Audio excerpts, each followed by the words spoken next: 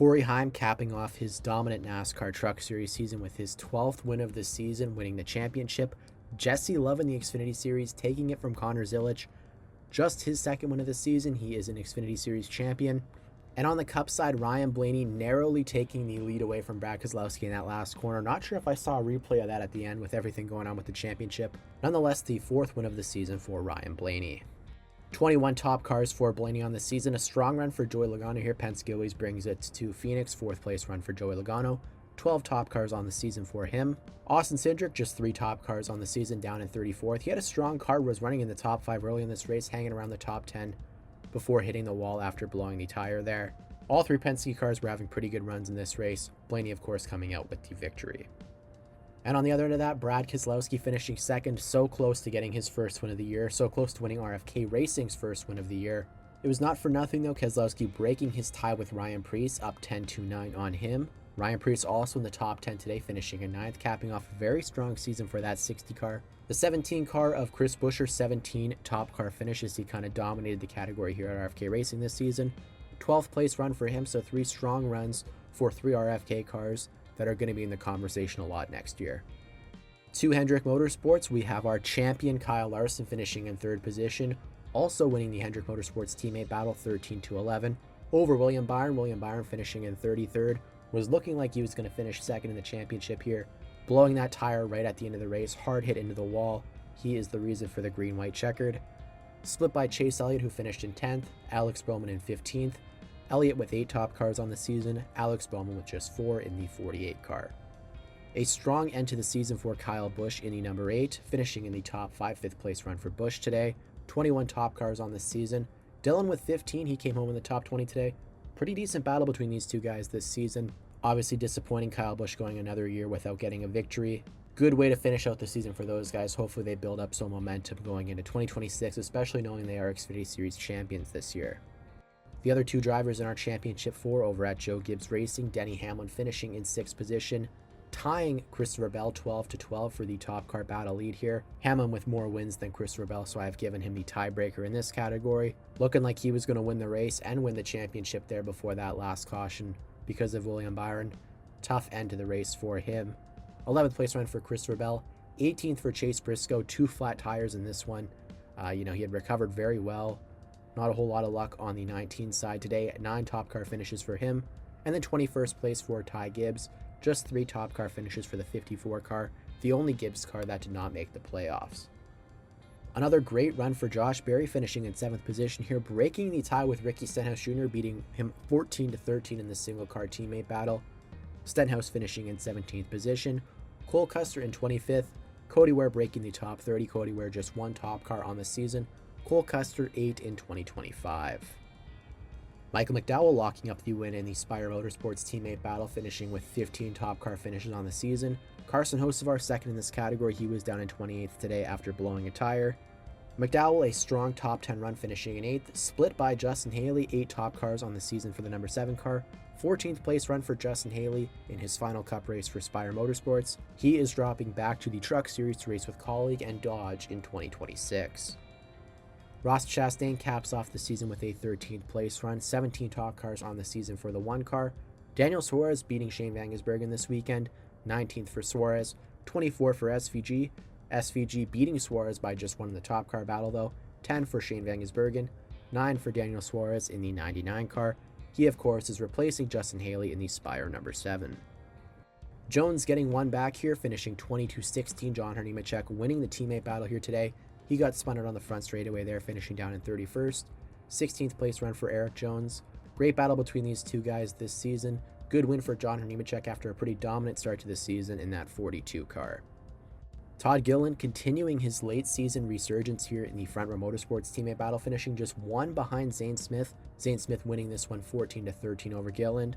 Gilliland in 22nd. Zane Smith was in 29th. And then Noah Gragson, he had 9 top cars on the season. 27th place for Gragson, so all 3 of the Front Row Motorsports guys finishing in the 20s this weekend. And for just the 3rd time this season, Riley Herbst getting top car honors at 23-11 to close out the season with his 23rd place run. That was 3 positions ahead of Tyler Reddick, who finished in 26th. Bubba Wallace exiting this one early. He finished down in 37th position. Reddick winning this teammate battle 18-15 over Bubba Wallace, and then of course 3 for Riley Herbst in the 35 car. And last but not least, a pretty disastrous run for Kaulig Racing here. Ty Dillon finishing in 35th position, AJ Allmendinger in 38th. Dillon tying it up 18-18 with this finish here. So we do have a tie between the two guys here at Kaulig Racing. Nobody won a race. Tough way to end the season for these guys though, finishing both in the back half of the 30s. We'll see what this 10 car looks like in 2026. Obviously everything coming out with Dodge, Kaulig losing their RCR affiliation. Will be interesting to see who pilots the number 10 car next season. To the final manufacturers table here now, Chevrolet leading the season, 47 wins across the top 3 series, 6 in the trucks, 26 in the Xfinity Series, 15 in Cup, 34 in total for Toyota, 14 in the Truck Series, 6 in the Xfinity Series, and then 14 on the Cup side. And then for Ford, 5 wins in the trucks, 1 in the Xfinity Series, and then 7 in the Cup Series with Ryan Blaney this weekend, 13 total for Ford. All 3 manufacturers grabbing a win this weekend here to close out the season. Taking a look back at the Gen 7 winners in this race, obviously Joey Logano winning the championship in 2024 and 2022, even year Logano, watch out for that next year in 2026. He was split by Ross Chastain in 2023, who won the finale after being eliminated in the round of 12. It was still a solid season for Chastain though, as he won 2 times and finished in the top 10, 14 out of 36 races. 2 uncharted cars this weekend, aside from the 2311 and Front Row Motorsports cars. JJ Yaley finishing in 32nd position in the 44 NY Racing entry. He brought out a caution towards the later half of this race. Casey Mears in the 66 Ford Garage 66. He finished in 36th position.